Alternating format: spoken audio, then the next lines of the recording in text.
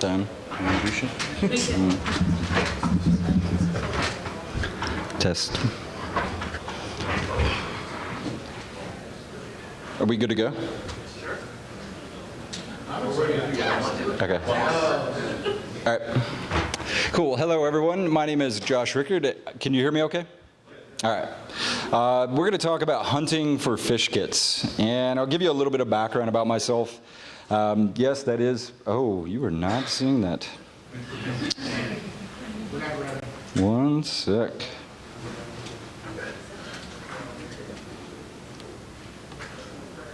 You're not seeing that either.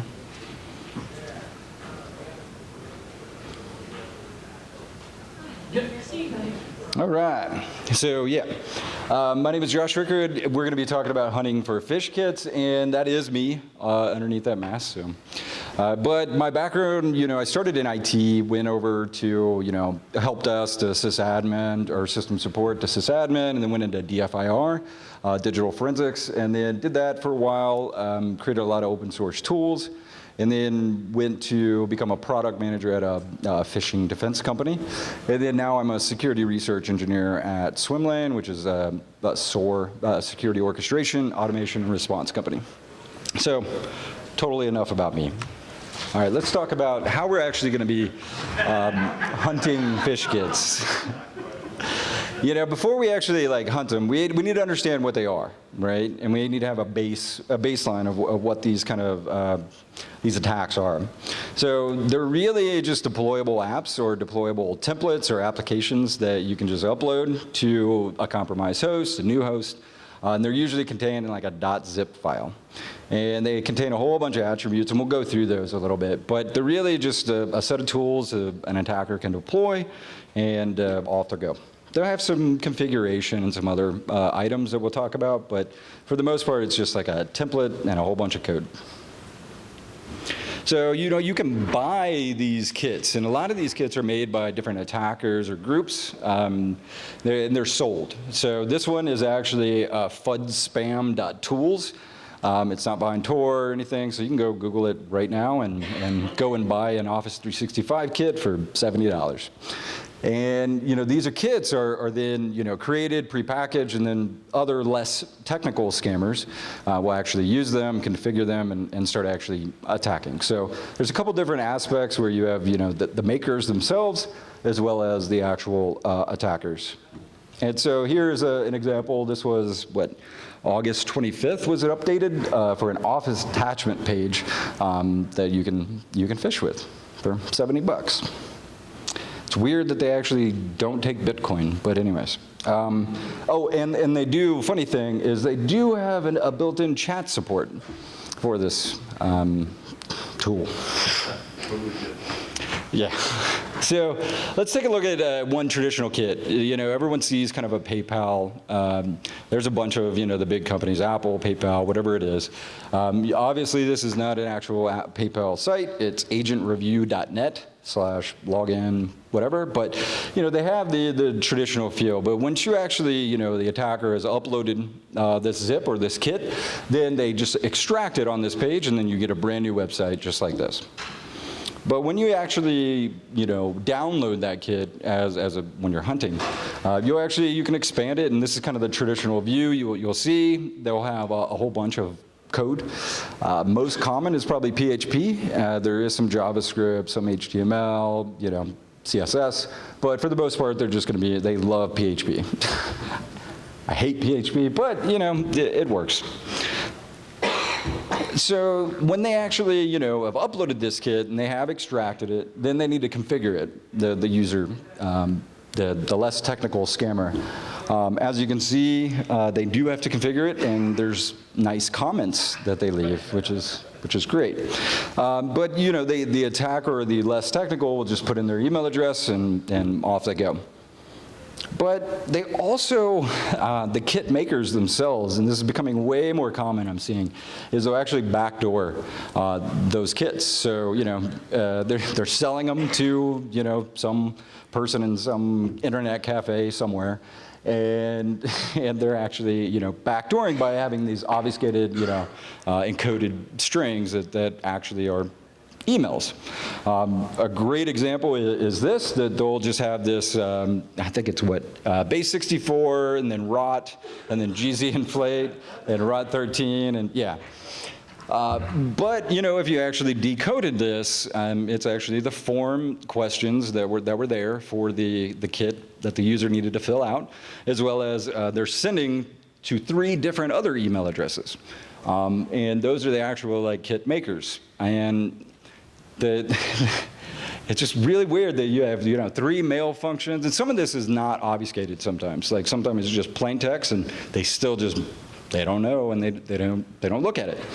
I like to think of this as the scammers are actually scamming the scammers. It's a weird situation because I just thought this was a weird photo. It has nothing really to do with it. I was Googling, and was like, oh, this is weird. No, they have these kids, and they're actually backdooring it, so they'll send off. That means, hey, I'm going to sign up. You're going to pay me $70. I'm going to download your kit. I'm going to configure it. But next time the user clicks on a link, goes and fills out their information, the kit makers are getting the information immediately, as well as the configured users. So they're really kind of they're like the big shark of the water, like they're scamming everyone, and it's great. So some other attributes is that they embed images into these, so they purposely don't want to call back to the original site where those images are hosted. But they also want compatibility. A lot of them will have mobile sites, and they're very well designed. I don't want to say well designed. They're not coding wizards by any means, but it's pretty interesting. But they're also like confirmation pages. So when you sign into PayPal, but then you need to actually transfer money, and you get the confirmation, sites, you don't have access traditionally to those images, those raw text. So they actually and put those in there just to kind of make it have that full traditional feel. And they also include these HT access files. These are really just a whole bunch of IPs, IP CIDR blocks that they'll actually use to block. And they'll keep adding to them and keep adding to them and keep adding to them. But they also, like if you're a user agent, if you're a Google bot or some other bot trying to scrape them, they'll actually redirect you to another site. They're pretty efficient, but some of these are thousands and thousands of lines they just keep adding to. They're just like, I hate you, and we'll see that. But they also have a robots.txt. So if anyone's traditional, web app or whatever, you will actually have this robots.txt, which basically blocks access to certain directories or certain areas. Plus, they'll also use it for user agent, redirecting.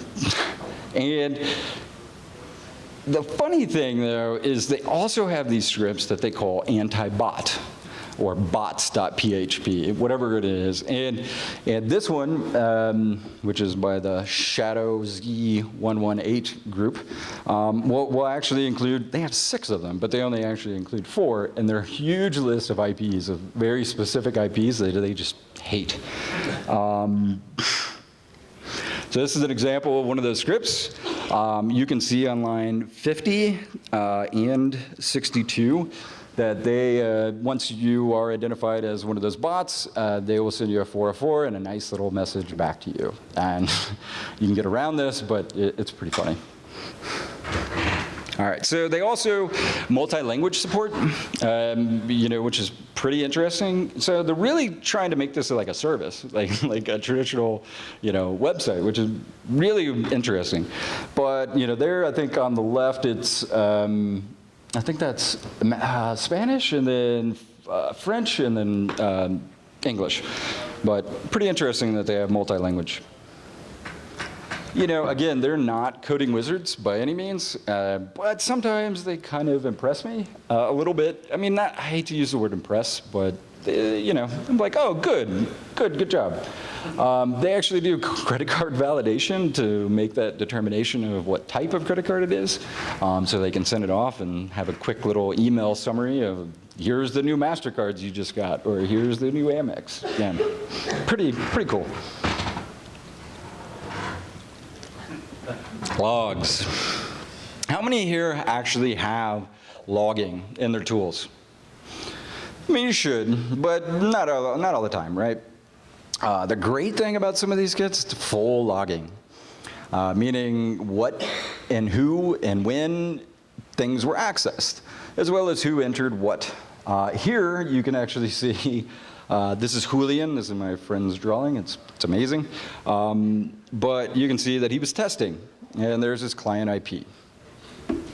And they just include that, and they leave it there. So this is great information for us, and we'll talk about that. Here's another example, right? You have the IP, the user agent string, the date timestamp. You can actually see that this is who visited your site, and they'll, if they entered credentials, they'll spit those out. So this will be really great resources for us as, defense. The best thing, though, of all of these kits is this. I mean, this should be in some museum. Like, this is pure art. Like, ASCII art gold. Like, if you're not appreciating the troll face and PayPal logos, I mean, this is amazing stuff. But the other great thing about these kits is they'll leave around they'll leave around their malware, right? Or tools, whatever it is, whether it's their back-end control panels or actual, exploits.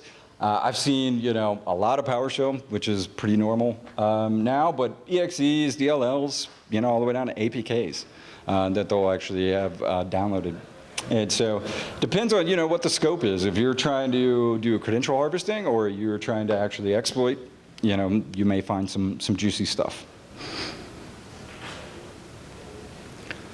Yeah. So, okay, great, right? That's the basis of what these kits contain. They're just a lot of code. They have some interesting data points that we can actually use. But what do we actually do with this at this point? Cool, we know about this. But one of the biggest things that we all talk about is TTPs, right? And TTPs, they may not be, phishing sites are going to be, if you're getting a phishing website against your organization, this is like true verification that this is an attack and this is what they're actually doing. So if their tactics are, hey, I'm going to steal your credentials, or hey, I want to exploit a new vuln. Whatever it is, you actually, can dive down into those tactics or dive into those techniques. Like, what are they doing? How are they actually exploiting it? Are they, what's the whole goal of this? And then you get down to the procedures. You can start, going down. Hey, are they, exploiting a new vulnerability, an existing vulnerability? Are they dropping C2? So on and so forth. But by identifying this, we can actually use these kits. Well, we can use these kits to actually start identifying some of these exploits against this. Also, the IOCs are not dead, in my opinion. IOCs are still extremely valuable, especially for their active defense, right?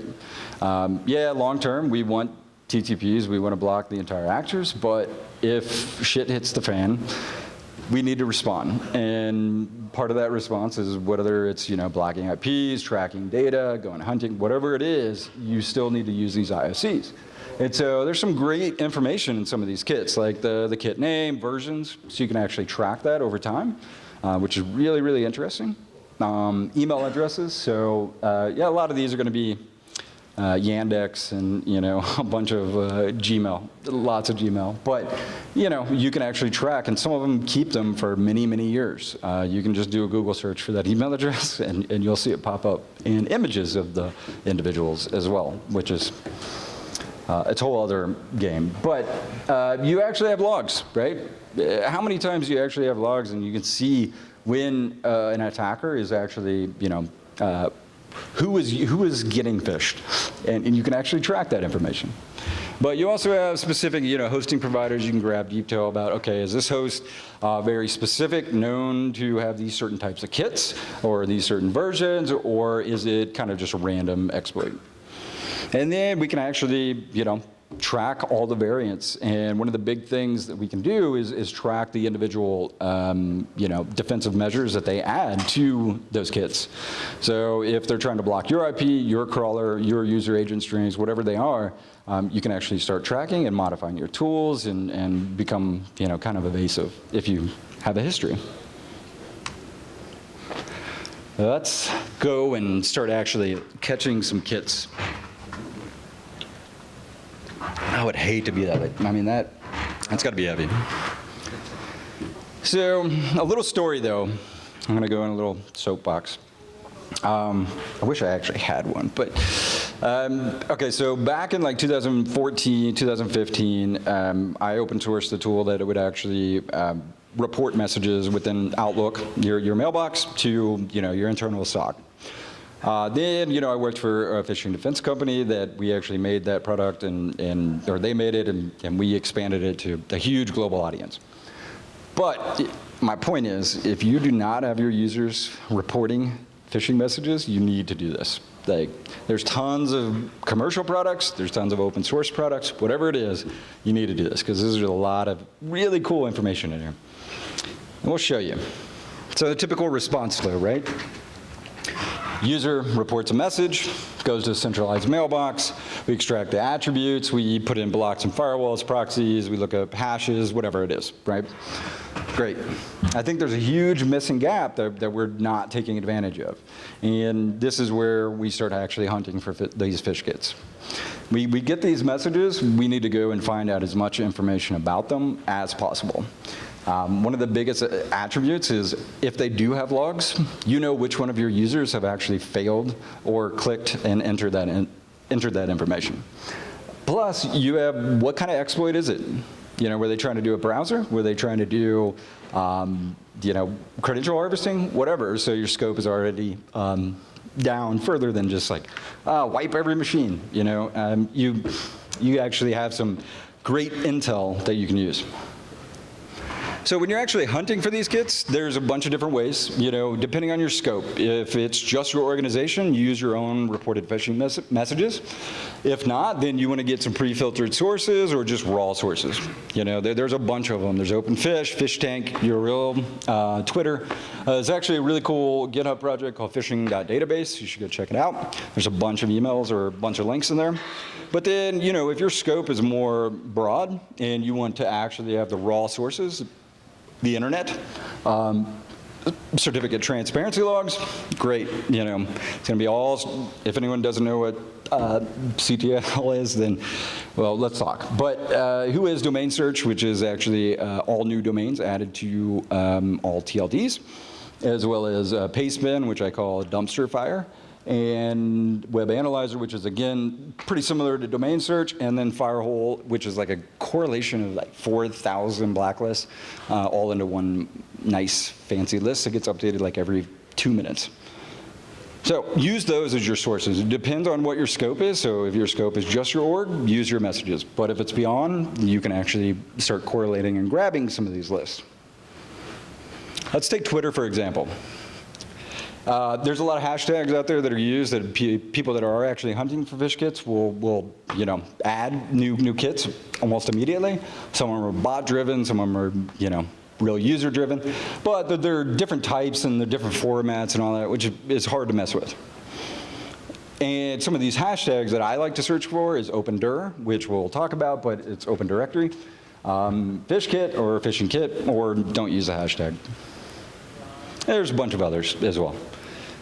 Here's an open directory. Everyone's probably seen one. You just probably didn't maybe know that it was called an open directory, but it's usually a title, and in the HTML code, the title will say index of, or contain the word index of, and it's a directory listing of all of your sites. Not all of them are enabled, some of them are. If they are, it makes our job a hell of a lot easier. But if they're not, we could still do some cool stuff. So one of the biggest things with like Twitter and other sources, you need to parse it all down first and actually take whatever formats that are seen and actually get it to a standard across all of those URLs. Then once we actually have that URL, then we begin our scraping. Using Python. Personally, in a project, so I'll show, but I use Python requests, as well as Beautiful Soup and Mechanize, and there's a few other packages and libraries that you can use. But the whole point is to request the content, ignore any, try to ignore any errors as much as possible. Just don't trust that they're saying 404, and download the content as much as possible. Parse the content, look for any A or href HTML tags.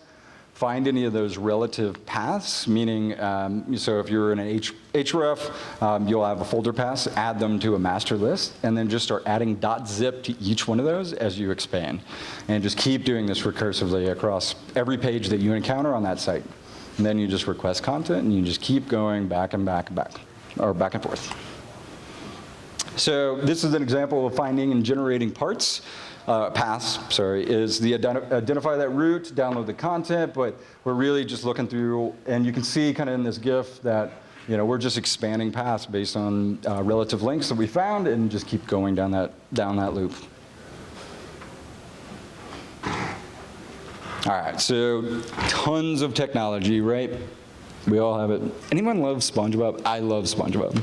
As an adult, now I actually have a new daughter, and yeah, we love watching it. All right, so there's tons of open source tools out there. Yeah, it's pretty good, yeah. Fishing Catcher, so it's a good one. Fishing Kit Hunter was another tool, as well as Stockfish, Fish Collect, Material, and Fish Finder. There's tons of them on GitHub that actually will help you, begin hunting. These are great tools. I've used some of them. I've used bits and pieces of them. But I wanted to actually introduce a new tool that I'm releasing. It's not 100% done. There's some errors right now, so I plan on fixing it this weekend and next week, but this will be available, and it is one command that you would have to run is called docker compose up, if you're not familiar with Docker. But one's called Spotter, and Spotter is going out and actually based on a configuration file, a YAML config, we'll go and pull from all of these sources, plus I'll continue to add more. And what it does is say, okay, this is a new URL. I'm going to go and put it in a MongoDB, a document called Spotted, and as well as put it into Chum, which is a RabbitMQ, if anyone's interested in queues. And then Trawler is the one that actually pulls from that queue, and it expands vertically, horizontally, set of images that will actually go out and crawl. I'm adding Tor support as another container, as well as it rotates URLs. User agent strings, it rotates a whole bunch. There's a bunch of features in it. But then anything that it actually finds, we'll go and put it into Guts, which is a document as well. And that document will be all the actual raw core findings, the zips, the exes. The good thing about Trawler is that you'll actually be able to specify the extensions. So whether that's .log, no extension, .text, but let's say you want to ignore all HTML and PHP files, you don't want to download those, then you just set them up there. Right now it's like 20 or something like that extensions that I support, but you can add more just by adding it to a config file. So that's it. This is, talking about FishKit. Hopefully the tool will be useful. If you have any questions, let me know. You can reach me on Twitter, GitHub. I have my personal blog, let's automate.it, and my work blog, and that's where the code will be. Cool. Thank you.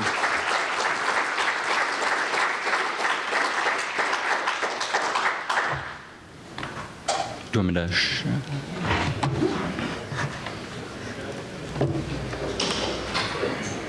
Thank you. Good job, sir.